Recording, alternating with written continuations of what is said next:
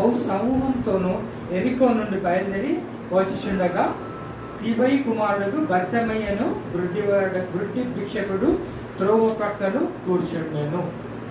చూస్తూ వచ్చినట్లయితే ఇక్కడ గుడ్డివాడు ఏమన్నా అతని పేరు రాయబడతా వచ్చింది. తిబయి కుమారుడు బర్తిమయ్యను గుడ్డి భిక్షకుడు. చూస్తూ వచ్చినట్లయితే అక్కడ ఆ భిక్షకుడిని విషయం చూసినట్లయితే దావీదు కుమారుడు నన్ను కరుణింపుమని క్షమించండి నజరేయుడైన యేసు అని వాడు విని దావీదు కుమారుడా యేసు నన్ను కరుణింపుమని కేకలు వేయ మొదలు పెట్టాను. చూసి వచ్చినట్లయితే అతను వింటా వచ్చినాడు, ప్రభు ఆ త్రోవను వెళ్తా వచ్చినాడని. అతను ఒక గుడ్డివాడు భిక్షకుడు ఒక చోట కూర్చున్నాడంటే తనకు తానుగా వేరే చోటికి వెళ్ళలేనివాడు. అతడు ప్రభుని యేసుని వచ్చి చిన్న మాట వింటూ వచ్చినాడు, ప్రభు స్వస్థపరచువాడని, ప్రభు వచ్చిన వార్తతో వింటూ వచ్చినాడు. జస్ట్ అక్కడ ఆ త్రోవను ప్రభు వెళ్తా ఉన్నాడని అతను వింటా వచ్చినాడు. ఆ విన్న అతను కేకలు వేస్తా ఉన్నాడు. అతను నమ్మకం చూస్తాడండి. ప్రభువుని అతను చూడలేదు, ప్రభు ఏమై ఉన్నాడో అతను గుర్తెరగలేదు. కానీ ప్రభువు అతన్ని స్వస్థపరుస్తాడు. ప్రభు వద్దకు వెళ్తే, ప్రభువుని పిలిస్తే, ప్రభు వద్దకు వెళ్ళి తన బాధను తను చెప్పుకుంటే ప్రభు తనని స్వస్థపరుస్తాడు అనే విశ్వాసం మాత్రం తనకు ఉంది. అక్కడ చూస్తూ వచ్చినట్లయితే అక్కడ చూస్తూ వచ్చిన వింటా ఉన్నాడు. అతను ప్రభు నజరేయుడైన యేసు అని వాడు విని అక్కడ వెళ్తున్న ఎవరు అని వెళ్తా నజరేయుడైన యేసు ఆ చోటును వెళ్తా ఉన్నాడు విని దావీదు కుమారుడు యేసు నన్ను కరుణింపమని కేకలు వేస్తా ఉన్నాడు. అలాగే చూస్తూ వచ్చినట్లయితే అప్పుడు ఆ కేకలు వేస్తా ఆ కేకలు ప్రభు ఇంటూ వచ్చినప్పుడు ప్రభు చెప్తా వచ్చినాడు. అప్పుడు యేసు నిలచి వాడిని పిలువడని చెప్పగా వారు ఆ గుడ్డి వాడిని పిలిచి ఆ ఉదాంతం అంతా జరుగుతాడు. ప్రభు అతన్ని తన పిలిచి అతన్ని స్వస్థపరుస్తాడు. అతనికి చూపుని దయచేసి అతను స్వస్థపరుస్తా వస్తా ఉన్నాడు. ప్రభు అతనికి దృష్టి కలిగిస్తా వచ్చాడు. ఇక్కడ మన భాగం మనము ఈ సాయంకాలం కొరకు మనం ధ్యానించాల్సిన భాగం కొరకు ఒక మాట చూస్తూ వచ్చినట్లయితే వాణిని పిలువడని చెప్పాలి. పిలుపు ఇక్కడ చూస్తాను ప్రభువు మనం పిలుస్తా ఉన్నాడు. ఆ గుడ్డివాని స్థానములో వ్యక్తిగతంగా ప్రతి ఒక్కరూ మనము ఉన్నాము. పాపం అనే గుడ్డితనముతో పాపం చేత అపరాధం చేత మనం గుడ్డివారుగా అయిపోతా వచ్చినాం. అలాంటి మనలను మన ప్రభువు మనం పిలిచి మనం రక్షిస్తా వచ్చినాడు. ఆ పిలిచిన ఆ ప్రభువు మన జీవితంలో ఎలా ఉండాలి అని కోరుతా ఉన్నాడో మన వాక్యంలో చూస్తాం. రండి, కొరింథీయులకు రాసిన మొదటి పత్రిక మొదటి అధ్యాయము 2వ వచనాన్ని తీసిన వారు బిగ్గరగా చదువురాసిన మనం చేస్తున్నాం. కొరింథీయులనున్న దేవుని సంఘమునకు క్షమించండి. కొరింథీయులకు రాసిన మొదటి పత్రిక 2వ వచనాన్ని అలాగే మొదటి భాగం కాక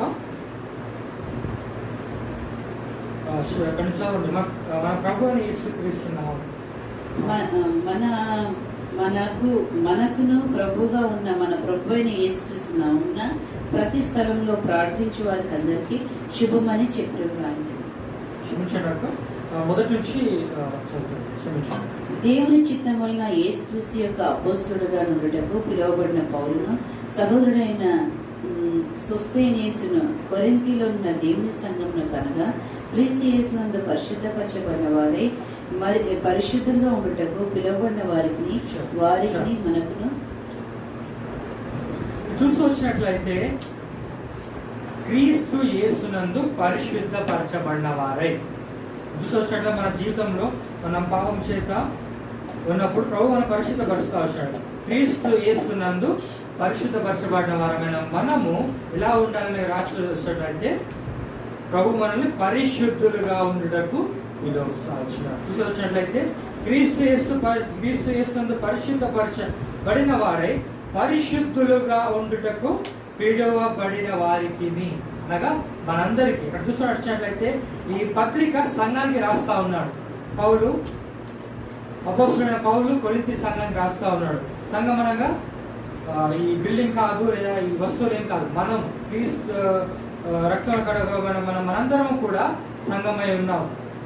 ప్రభువు మనల్ని పరిశుద్ధులుగా ఉండుటకు పిలుస్తా వచ్చినాడు. మన జీవితంలో రక్షించబడిన మనము ఈ లోకంలో అనేకమైన శోధనలు, అనేకమైన పరిస్థితుల్లో ఎన్ని వచ్చినానో మన ప్రభువు రక్షించిన, మన ప్రభువు నమ్మకమైన వాడు, నీతివంతుడు, మనల్ని ఎన్నడూ చేయడానికి దేవుడు కనుక ఆ ప్రభువు నందు మన విశ్వాసమును దృఢపరచుకొని ఆ ప్రభువు చేత పరిశుద్ధపరచబడిన వారమే పరిశుద్ధులుగా మన జీవితాన్ని కొనసాగిస్తూ రావాలి.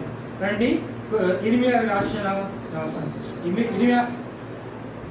ఇర్మియా గ్రంథము 23వ వచనము, క్షమించండి, ఇర్మియా గ్రంథము 23వ అధ్యాయము 11వ వచనాన్ని వాళ్ళని తీసిన బిగర్గా చదువు రాసమానం చేస్తాను.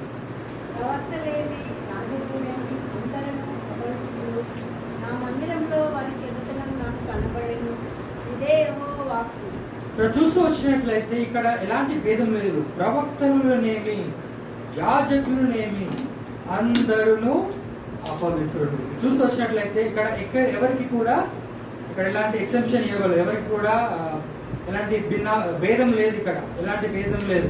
ప్రవక్తలే కానీ, అంటే దేవుని కొరకు పనిచేసిన దేవుని వాక్కును ప్రజలకు వినిపించడానికి దేవుని చేత దేవుని స్వరాన్ని విన్న ప్రవక్తలే కానీ, దేవుని మందిరంలో అర్పణలు అర్పించే యాజకులే కానీ, అలా వారిని మొదలుకొని కింద స్థాయి వరకు, అంటే విశ్వాసులేమి మిగతా వారందరినీ కూడా అక్కడ చెప్తూ ఉన్నాడు. అందరూ అపవిత్రులు.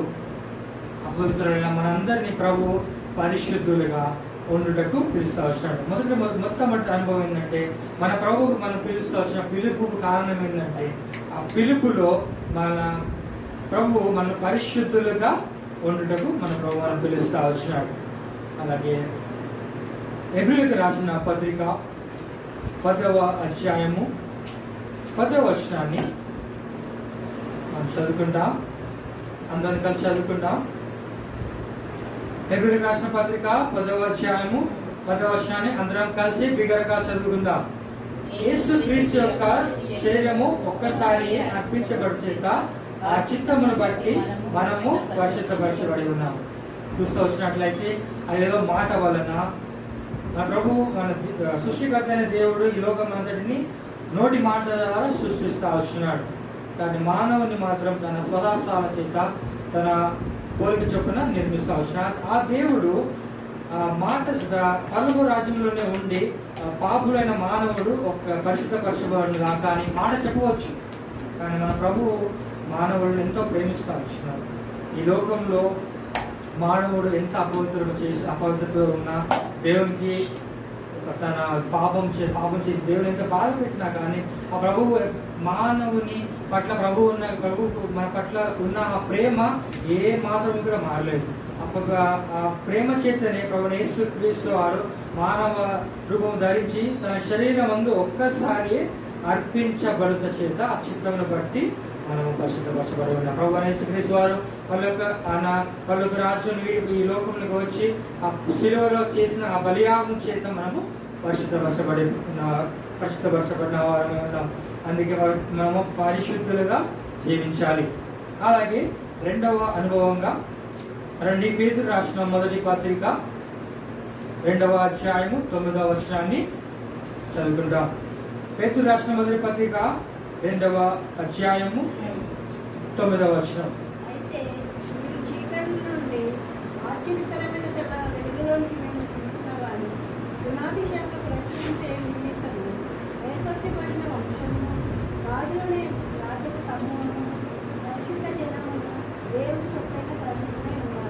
చూసి వచ్చినట్లయితే మాకు రాయబడతా వచ్చింది, అయితే మీరు చీకటిలో నుండి ఆశ్చర్యకరమైన తన వెలుగులోనికి మిమ్మల్ని పిలిచే వారిని గుణాతిశయమును ప్రచురము చేయు నిమిత్తం.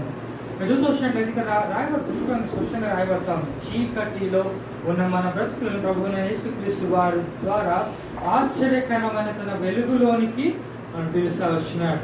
ఎందుకనగా తన గుణాతిశయములను ప్రచురం చేయు నిమిత్తం.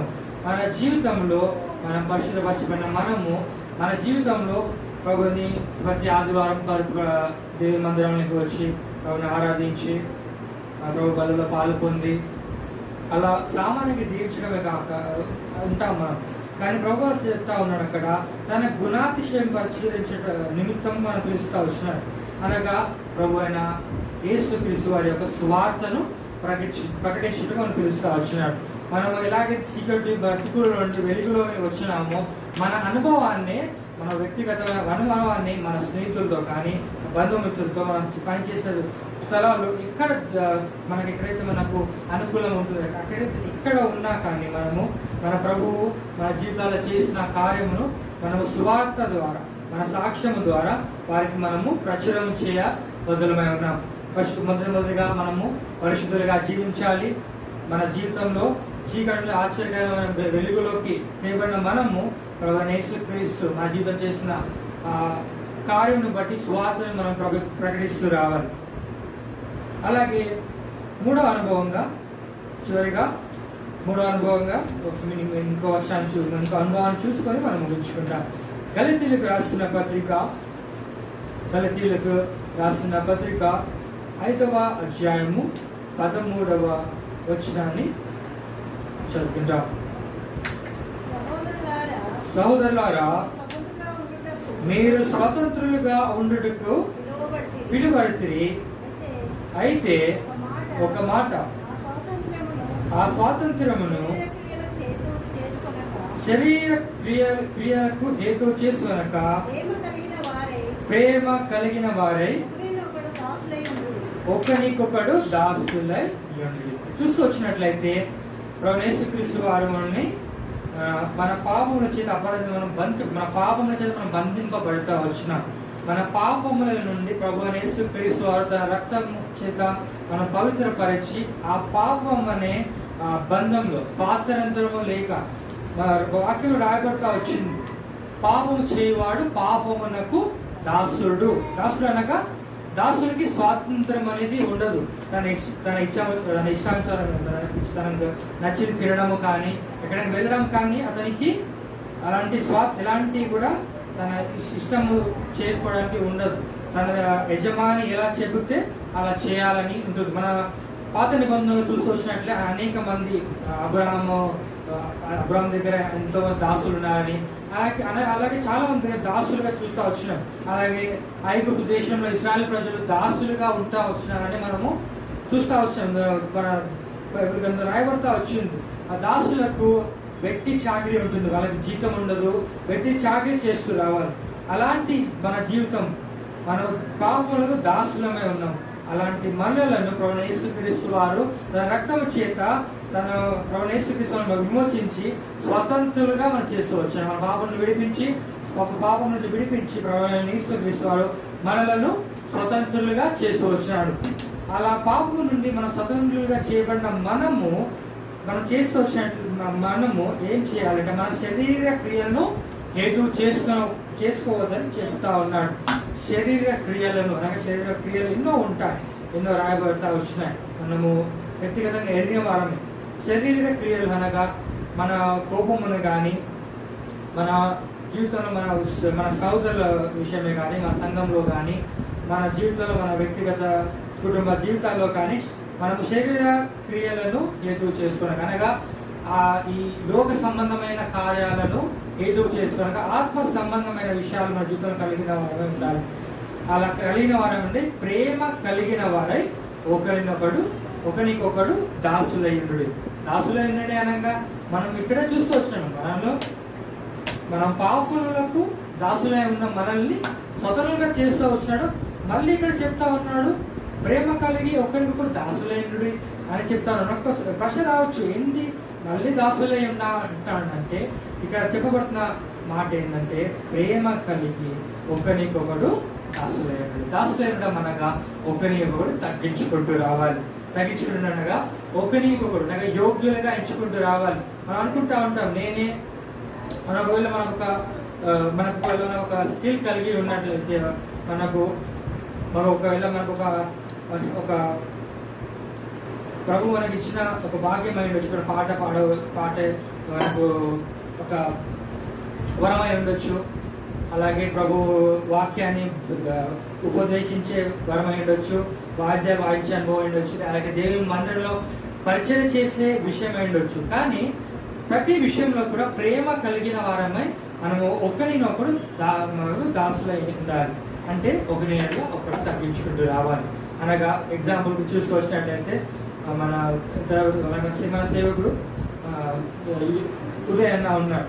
ఉదయన్న నాకు ఒక పని చెప్తాడు, సమయం నువ్వు ఏమంటారు ఒక పని చేయని చెప్తా వచ్చినప్పుడు నేను ఆ పనికి నేను లోపడుతూ రావాలి.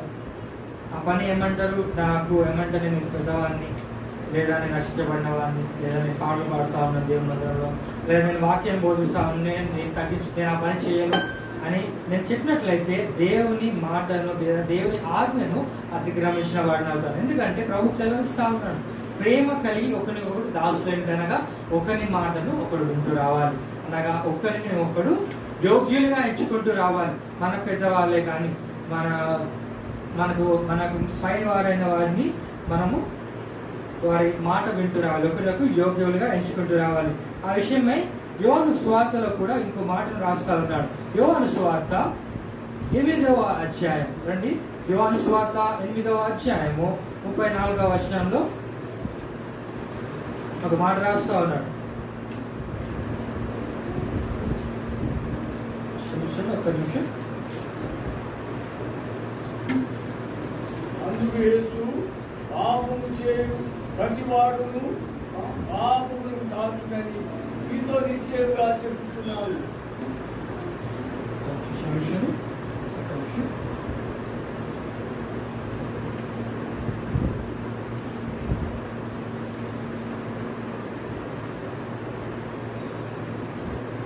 క్షమించండి. గలతీయులకు రాసిన పత్రిక 5వ అధ్యాయము 1వ వచనాన్ని నేను చదువుతాను. గలతీయులకు రాసిన పత్రిక 5వ అధ్యాయం 1వ వచనము. ఈ స్వాతంత్ర్యం అనుగ్రహించి క్రీస్తు మనల్ని స్వతంత్రులుగా చేసి ఉన్నాడు, కాబట్టి మీరు స్త్రీలుగా నిలిచి మరలా దాస్యమును కాడి క్రింద చిక్కుకొనకూడి. చూసినట్లయితే మొట్టమొదటిగా ప్రభువైన యేసుక్రీస్తు వారిని మనం ప్రేమించి మన భక్తులుగా చేసి పరిశుద్ధులుగా ఉంటే మనం పిలుస్తూ వచ్చినాడు. అంతే రెండవదిగా మనల్ని ప్రభువైన యేసుక్రీస్తు వారు మనం చేసి వచ్చిన గొప్ప కార్యమును ఆ బలియాగమును సువార్త ద్వారా మనల్ని ప్రచురం చేయటకు పిలుస్తూ వచ్చినాడు. మూడవదిగా ప్రభు మనల్ని స్వతంత్రంగా ఉండటకు పిలుస్తూ వచ్చినాడు. ఆ స్వతంత్ర పాపం నుండి విడిపించబడిన మనము, ఆ స్వాతంత్రంలో ఉన్న మనము మరలా దాస్యమును కాడి కిందికి అనగా మరలా పాపంలోనికి వెళ్ళకూడదని ప్రభువైన యేసుక్రీస్తు ఆజ్ఞాయిస్తా ఉన్నాడు. ఈ అనుభవం కలిగిన వారమే మన జీవితాల్లో మన జీవిస్తూ రావాలి. మొట్టమొదటిగా పరిశుద్ధులుగా జీవించాలి, పరిశుద్ధులుగా ఉన్నట్టుగా ప్రభువైన యేసుక్రీస్తు పిలుస్తూ వచ్చినాడు. అనగా మన జీవితాల్లో మన విశ్వాసమును మన పరిశుద్ధులను కాపాడుకుంటూ ప్రతి దినము ప్రభు రక్తంలో మన పాపను మనల్ని మనం కడుక్కుంటూ ప్రతి దినము మన జీవితాలు పరిశుద్ధపరిచిన భాగాన్ని మనం జీవిస్తూ రావాలి. మన విశ్వాసం కాపాడుకుంటూ అంత్యం వరకు మనం జీవిస్తూ రావాలి. అలాగే యేసుక్రీస్తు చీకటిలోని ఆశ్చర్యకరమైన తన వెలుగులోకి మనం పిలిచిన ప్రభువైన యేసుక్రీస్తు యొక్క గుణాతిశయాలను మనం ప్రచురం చేస్తూ రావాలి, సువార్త ప్రకటిస్తూ రావాలి. అలాగే మూడవదిగా పాపం నుండి స్వతంత్రులుగా చేసిన మన ప్రభువు యొక్క ఆ స్వాతంత్రమును మనము వ్యక్తపరచుకోనక ఆ స్వాతంత్రంలో జీవిస్తూ మళ్ళీ ఆ పాపమైన దాసపు కాడి కిందికి వెళ్లకుండా మనము భద్రపరచుకుంటూ రావాలి. ఈ విధానంలో ప్రభువైన యేసుక్రీస్తు వారు మన తండ్రి మనను నడిపించును గాక.